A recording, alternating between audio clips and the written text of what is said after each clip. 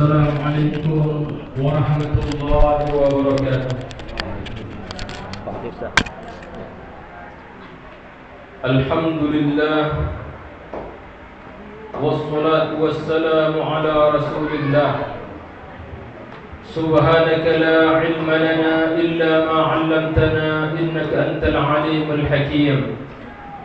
Rabbi shrah li sadri wa yassir li amri wahlul 'uqdatam min lisani yafqahu qawli.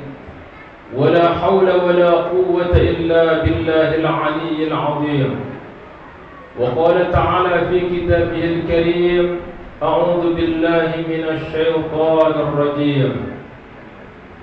Hal ataka hadithu dhayfi Ibrahim al-mukramin إذ دخلوا عليه فقالوا سلاما قال سلام قوم منكرون.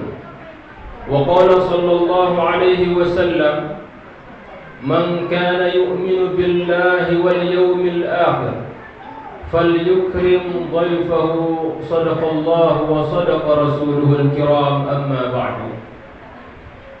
Yang sama-sama kita hormati Dewan Pengurus Masjid, para alim ulama, buya-buya kita, adik-adik tadi alhamdulillah yang sudah menyampaikan mulai daripada bacaan Al-Quran, kemudian daripada ceramah-ceramah agama yang alhamdulillah ini ialah bagian daripada syiar daripada Islam. Kemarin saya ikut tarawih di Surau Buya Kusrizal. Ada salah satu ulama kita dari Alahan Panjang bercerita, Sumbarlah, diminanglah sebagai benteng terakhir umat Islam di Indonesia, sebagai benteng terakhir, dan itu pengakuan langsung daripada MUI pusat yang di Indonesia. Nah, karena jarang sekali kita jumpai ada pelatihan-pelatihan seperti anak-anak yang tahfiz, kemudian dari kecil, dari sanawiyah sudah diajar dia untuk berorasi, berceramah dan lain sebagainya.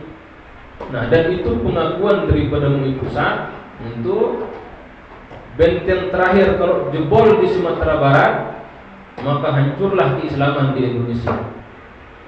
Maka alhamdulillah kita bersyukur Bapak Ibu yang dirahmati oleh Allah Subhanahu wa taala, pada malam hari ini kita kedatangan dua tamu dari adik-adik yang sedang melaksanakan studi atau pembelajaran, dan alhamdulillah kalau kita perhatikan tadi lahiran cawok, alhamdulillah. Nah, ini sebagai motivasi buat adik-adik kami.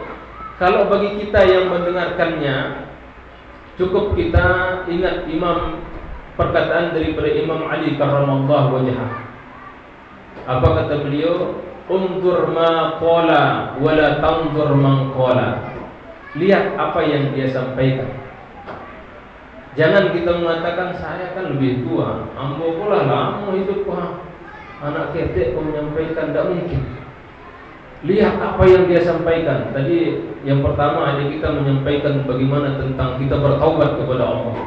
Adik kita yang kedua menyampaikan bagaimana hikmah kelebihan daripada bulan Ramadan. Maka dua hal ini ialah insyaallah ada kaitannya dengan apa yang akan saya sampaikan pada malam hari ini. Tapi sebelumnya saya mohon maaf itu atas keuzuran.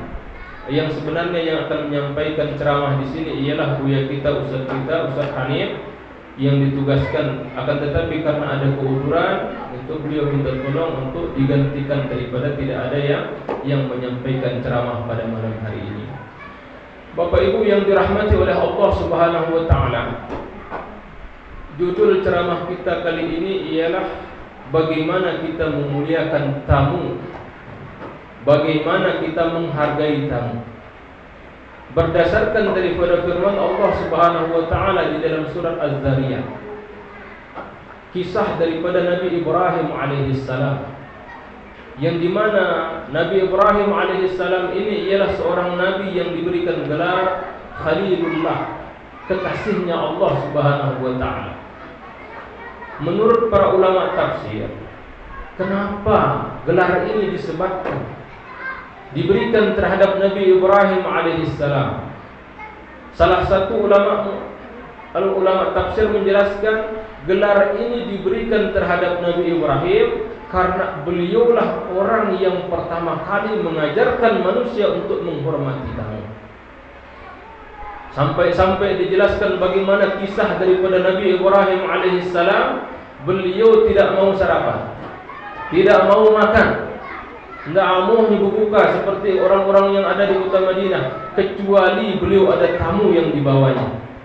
Coba, luar biasa. Ini kelebihan daripada Nabi Ibrahim alaihissalam. Beliau tidak akan sarapan, tidak akan makan kecuali keluar dulu beliau untuk mencari tamu, sehingga ada yang menemani beliau untuk makan dan sarapan tersebut. Dan pernah saya jumpai dulu waktu ketika kita masih belajar di Makkah Al-Mukarramah, ada sekelompok orang di kota Madinatul Munawwarah. Jadi ketika kita sedang ada studi di Madinah, kemudian datanglah beberapa orang menawarkan, "Yallah ta'al an-naftur." Kalau orang bahasa mereka itu, ayo kita berbuka bersama. Padahal di depan Masjidil Haram tersebut luar biasa disajikan secara gratis. Akan tetapi ternyata ada dua orang ketika itu yang saya perhatikan menawarkan untuk berbuka bersama. Sehingga saya teringat kepada ayat yang mengatakan kemuliaan daripada Nabi Ibrahim alaihissalam karena dia memuliakan tamu tersebut. Sehingga saya jawab, "Ta'al, ayo kita sarapan, ayo kita berbuka bersama." Nah kemudian, "Waina baita?" Rumahmu di mana? Saya bilang. Saya menyangka rumahnya tidak begitu jauh dari Masjidil Haram tersebut. Apa kata daripada orang ini? Itu kita berbuka di rumahku. Wala tala'abil taksi, kita pergi memakai taksi yang sudah saya siapkan. Coba.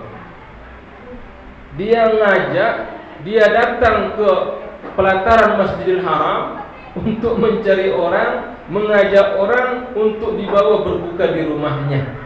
Dan ini saya alami sendiri. Mungkin kalau saya dapat cerita, ya wallahu a'lam. Dan ini pernah saya, kita ke rumahmu memakai taksi untuk sekedar berbuka saja. Iya. Sehingga saya ketika itu karena ada urusan lain, saya meminta maaf karena sudah mengiyakan. Nah, yang saya tangkap dari kisah ini ialah sesuai dengan ayat yang dijelaskan oleh Allah Subhanahu wa taala di dalam surat Az-Zariyat. A'udzu billahi minasy syaithanir rajim. Hal ataka hadithu dhaifi Ibrahim al-mukramin. Itu diabadikan langsung oleh Allah Subhanahu wa taala. Apakah telah datang pemberitaan kepadamu ya Muhammad sallallahu alaihi wasallam tentang bagaimana kisah tamunya Nabi Ibrahim alaihi salam? Idz daqalu alaihi faqalu salama. Karena kebiasaan Nabi Ibrahim ini ialah tidak akan sarapan, tidak akan makan kecuali harus ada tamu yang beliau ajak untuk makan bersama. Tiba-tiba datanglah sekelompok orang, izdaqalu alaihi, masuk memampiri rumah daripada Nabi Ibrahim alaihissalam. Kemudian dia mengatakan qalu salama. Jadi pembelajaran yang pertama kali kita ambil dari sini menurut hukum fikih yang ada di dalam kitab Adhkarun Nawawi, kalaulah kita menjadi tamu, maka yang pertama kali kita ucapkan ialah Assalamualaikum warahmatullahi. Di dalam hadis dijelaskan, kalau kita ucapkan salam dulu, maka kita tahan, jangan sampai kita ketuk rumahnya.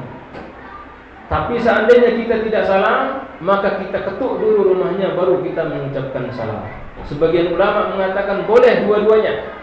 Kita ketuk sambil Assalamualaikum warahmatullahi wabarakatuh. Dan ini Al-Quran langsung yang mengajarkan faqalu salama. Kemudian kita yang menjadi sahibul bait, pemilik daripada rumah, kadang ada yang pura-pura tak terdengar, ya bu ya, Assalamualaikum warahmatullahi